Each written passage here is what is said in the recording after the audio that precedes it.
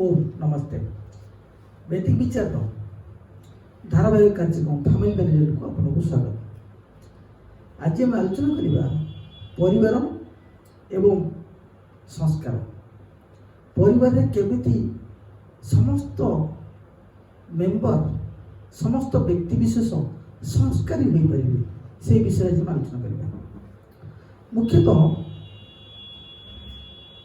परिवार होची आमर इंडियन हो कि ओडिशा परिवार हो संस्कारीकरण परिवार जोठे बाबा माँ भाई भौणी समस्त था। किंतु पाश्चात्य सभ्यता आसला परे आमर हिंदू सभ्यता बहुत चेंजेस जहाँ द्वारा कि आज युवपीढ़ी ओडियार संस्कृति हिंदू संस्कृति को भूली पाश्चात्य संस्कृति को से ग्रहण कर जहाँ द्वारा कि परिवार जो पूर्व पीढ़ी अच्छा पूर्व संस्कृति अच्छी ताहाको आम क्षीण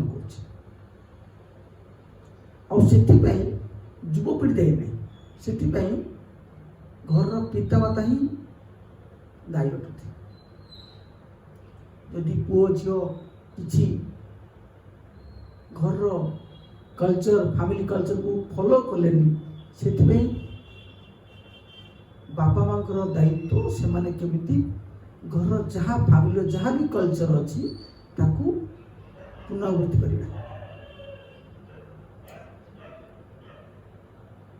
मुख्यतः मुझे बहुत परिवार देखी जो माने कि पिला माने युवपीढ़ी माने कि छोट पिला माने से माने किसी भूल रास्ता हो जाती पितामाता कथा मानते ठीक भाव काम करते ठीक भाव खाते ठीक भाव शुणते। आमर कल्चर कौन कौन भोर 4टा ରୁ 5टा को उठा किंतु आज आमर युवपीढ़ी मैंने कौन करते भोर 8टा 9टा को उठती जहाँकि यह आमर नेक्स्ट जेनेरेशन प्रति बहुत गुड़े कुठाघात सृष्टि कर प्रातः सचेता करा उचित ठीक टाइम खाଇବା उचित से जिनस हो पार रात्र भोजन ठीक टाइम करा उचित। आम तो रात्र भोजन करुचे राति 11टा 12टा ये जो छोट छोट संस्कार टाक आज मैक्सिमम परिवार घटुची ताहाको आम दूरीभूत करा उचित। आ सृष्टि एक परिवार जो प्रायतः समस्ते युवपीढ़ी विवाह पर से सहर को चलीगले कौन कर्मक्षेत्र को गला परे से आस्ते आस्ते आमर कल्चर को भूलीगले। मुझे देखी प्राय लोक मैंने कथा कहती आज सोमवार चलो सोमवार भी किसी असुविधा नहीं आमिष खाइबा कार्तिक मास भी चलो कार्तिक मास भी आमिष खाइबा जोटा कि आमर हिंदू कल्चर अच्छे जे हिंदू आमर वैदिक कल्चर तो आमिष भक्षण नहीं। स्वामी दयानंद कहते आमिष भक्षण करवा ही खराब काम किंतु जो हिंदू लोक मैंने अच्छा कि आमर आमिष खाती सोमवार गुरुवार एमि दिन जो छाड़ी दिखती से भल कम करती पूरा तो छाड़ा उचित मत सोमवार गुरुवार तो छाड़ती आज युवपीढ़ी मैंने छाड़ना सोमवार हो गुरुवार हो किसी प्रभाव पड़े। ये जो छोट छोट कल्चर को केमिति आमे पुनरावृत्ति करवा केमिति आमे चेंजेस करवा आउ मैक्सिमम मुख्यतः कौन हुए बापा माँ स्नेह और श्रद्धा एत मात्रा पिला प्रति थाए जहाँकि पिला कौन भी भूल से देखा जाए नहीं। ସେଇଟା ହେଉଛି ମୁଖ୍ୟ କାରଣ। ପିଲାଙ୍କୁ ସେମାନେ ଠିକ୍ ଭାବରେ ତାଗିଦ କରନ୍ତି ନାହିଁ। ଯଦି ଭୁଲ କରୁଛି, ହଁ ଠିକ୍ ଅଛି ଚଳିବ, ପିଲା ତ ପାଠ ପଢ଼ୁଛି, ପିଲା ତ ଚାକିରି କଲାଣି, ଯାହାବି এইসব ସଂସ୍କାରଟାକୁ ପରବର୍ତ୍ତୀ ମୁହୂର୍ତ୍ତରେ ପରବର୍ତ୍ତୀ ପିଢ଼ି ବହୁତ ପୂର୍ବ କରିଦେବ। ଲେଟ୍ରେ ଘରକୁ ଆସିବା, ଲେଟ୍ରେ ଖାଇବା, ଏଇ ଜିନିଷଟା। ଆଉ ପ୍ରାୟତଃ ମୁଁ ବି ଦେଖିଛି ପିତାମାତା ମାନେ ସେମାନେ ଜାଣନ୍ତିନି ଯେ ସେମାନଙ୍କ ପୁଅ ଝିଅ କ'ଣ କରନ୍ତି,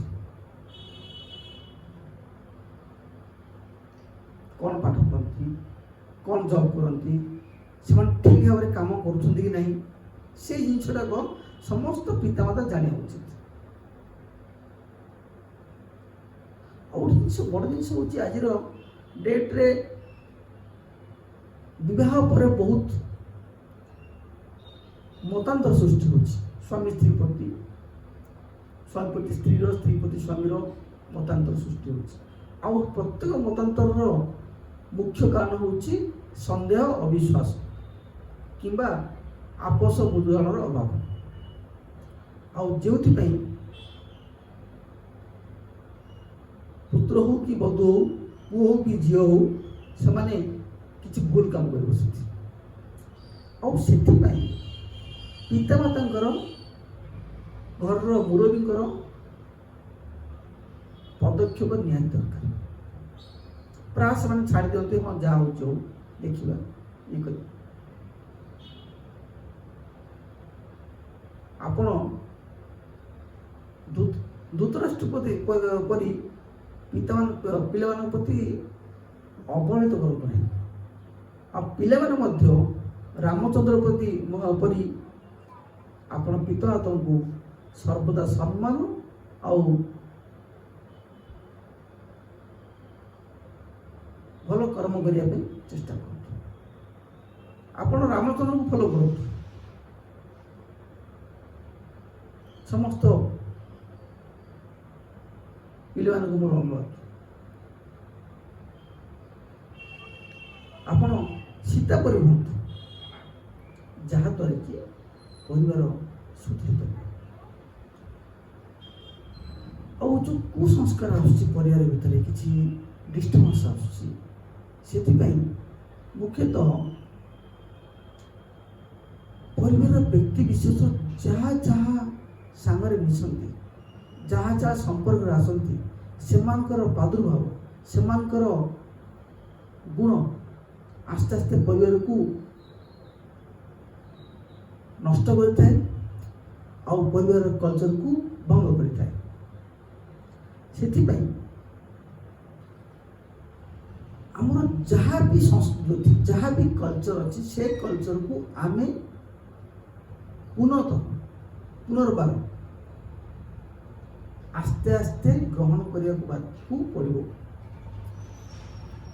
ଆମର ଯାହା ବି କଲଚର ଥିଲା, ଆପଣ ଏଗ୍ରିକଲଚର ସେକ୍ଟରରେ ଯାଆନ୍ତୁ, କିମ୍ବା ନହେଲେ ଚାଷବାସ ଉପରେ, କିମ୍ବା ନହେଲେ ଆପଣ ଆମର ପର୍ବପର୍ବାଣି ଯାଆନ୍ତୁ, ଯାହା ବି କଲଚର ଅଛି ସବୁ କଲଚରକୁ ମାନନ୍ତୁ, ଅନ୍ତତଃ ସମ୍ମାନ ଦେଇକି ପାଳନ କରନ୍ତୁ, ଯାହାଦ୍ୱାରା କି ଆମର ଭାଇଚାରା ପୁନର୍ଗଠନ ହେଇପାରିବ। ମୁଁ ଦେଖିଛି ପ୍ରାୟ ବିବାହଘର ହଉ କିମ୍ବା ବ୍ରତଘର ହଉ, ସମସ୍ତେ ଘର ଯଦି କୌଣସି ଫଙ୍କସନ୍ ଥାଏ, ଘରର ପ୍ରାୟ ଯେଉଁମାନେ ଅତି କ୍ଲୋଜ ବ୍ୟକ୍ତି ବିଶେଷ, ସେମାନେ ବିବାହ ପୂର୍ବ ଦିନ ଆସନ୍ତି କିମ୍ବା ବିବାହ ଦିନ ଆସନ୍ତି। ସେ ମାମୁଁ ହଉ କି ମାଇଁ ହଉ କି ମଉସା ହଉ କି ପିଇସା ହଉ, ପ୍ରାୟତଃ ବିବାହ ଦିନ କି ବିବାହ ପୂର୍ବ ଦିନ ଆସନ୍ତି। ମ୍ୟାକ୍ସିମମ୍ ବିବାହ ଦିନ ଆସନ୍ତି। ଆଉ କିଛି ବ୍ୟକ୍ତି ବିଶେଷ ଅଛନ୍ତି ଯେଉଁମାନେ କି ରିସେପସନ୍ କିମ୍ବା ସେମାନେ ଭୋଜି ଖାଇବା ଟାଇମ୍ରେ ଆସିକି ପହଞ୍ଚିବେ। କିନ୍ତୁ ଆମର କଲଚର ତ ଯାହା ନଥିଲା। ଆମର କଲଚର ଥିଲା, ଯଦି କୌଣସି ଘରର ଫଙ୍କସନ୍ ହୁଏ କି କୌଣସି ଇଭେଣ୍ଟ ହୁଏ, କାର୍ଯ୍ୟକ୍ରମ ହୁଏ, ତେବେ ତାଙ୍କୁ ସହଯୋଗ କରିବା ପାଇଁ ଆମକୁ ମୁଖ୍ୟତଃ ଅନ୍ତତଃ 2 दिन पूर्व पहुँचा उचित जेहेतु गोटे बाहर होची कि माने व्रतघर होची तेना आम 2 दिन पूर्व पहुँचले किसी साहाय्य कर आर्थिक हो कि मानसिक हो कि कौन क्षेत्र में साहाय्य कर किंतु आम कौन करुचे बाहर डाकले पूरा ठीक अच्छे समान आम खाଇବା टाइम पहुँचे यहाँ आम कल्चर नहीं ये कल्चर में विरोध कर तेणु जो मैंने कौन बहुत कि व्रतघर कर जो मैंने अपना लोक निज लोक को अंततः 2 दिन पूर्व डाकते से आम कल्चर आमर भाईचारा आमर संपर्क दृढ़ीभूत हो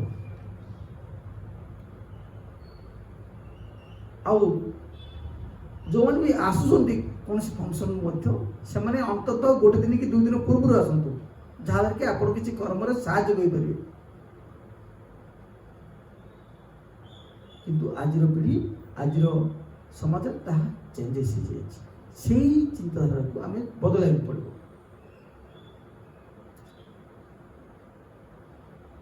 यहपरी अनेक किसी आम कल्चर अच्छी जो कल्चर को आम पालन करना दशहरा देखु दशहरा छुट्टी आम घर जा उचित किंतु आम कौन करुचे दशहरा छुट्टी आम बुलिया पड़ुचे बाहर को पड़ुचे कि दशहरा छुट्टी समस्ते एकत्र मिलमिशी रहा उचित ये जो छोट छोट कल्चर गुड़ाक अच्छे कुमार पूर्णिमी हो दशहरा हो होली हो यही पर्व गुड़ाक आम पालन कले ही आमर भाईचारा आमर संस्कृति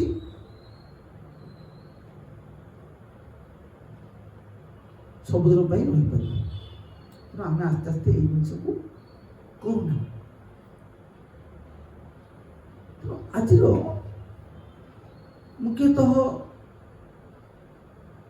जो युवपीढ़ी मैंने अच्छा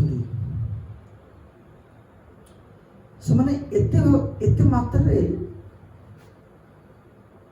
शिक्षित हो गले जहाँकि आम बुझाइवा बहुत कष्ट हो जाने कौन पितामाता कथा शुणा जमार प्रस्तुत ना मुझे देखी प्राय स्टूडेंट देखी प्राय युवपीढ़ी देखी जो मैंने कि पिता माता समय शुणुते आमर हिंदू कल्चर अनुसार आम वैदिक कल्चर अनुसार आम सकाल उठले आमर पितामाता को आम नमस्कार करवा उचित जेहेतु सी आमर जन्मदाता आ जन्मदात्री आम नमस्कार छाड़ू आम गुड मॉर्निंग कहूनी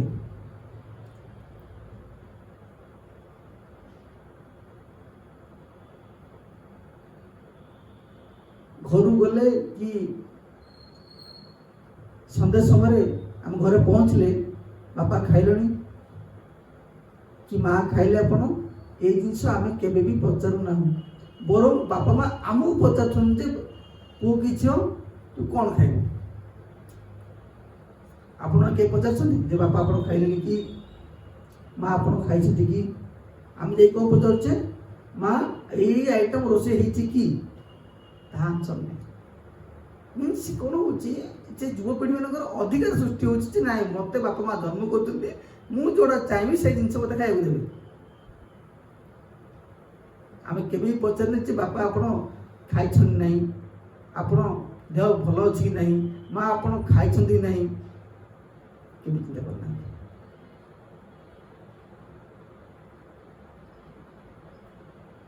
कल्चर टाक आम चेंज करा समस्त युवपीढ़ी मोर अनुरोध आ उपदेश आपण अंतत पक्षे आपण बापा माँ को दिन को थरे पचार बापा खाई कि नहीं माँ खाई कि नहीं आप देह भल अच्छी कि नहीं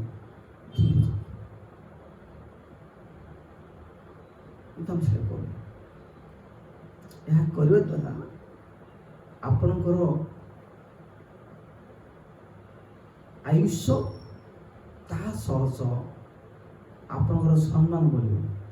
ମୁଁ ଯେମିତି ଲାଷ୍ଟ ଟାଇମ୍ କହିଥିଲି, ଯଦି ଗୋଟେ ପିତା ତାଙ୍କ ପୁତ୍ର ଉପରେ କିମ୍ବା ସନ୍ତାନ ଉପରେ ସନ୍ତୁଷ୍ଟ ଥାନ୍ତି, ତେଣୁ ସେଇ ସନ୍ତାନ सोसाइटी सम्मानित हो। यदि माता संतुष्ट थांती तेरे से संतान दीर्घ हो। तेणु प्रत्येक संतान मान मोर अनुरोध उपदेश जे आपण माने आपण पिता माता को सम्मान दिंतु, आउ परिवार संस्कृति को, ओडिया संस्कृति को, हिंदू संस्कृति को बजाय रखु।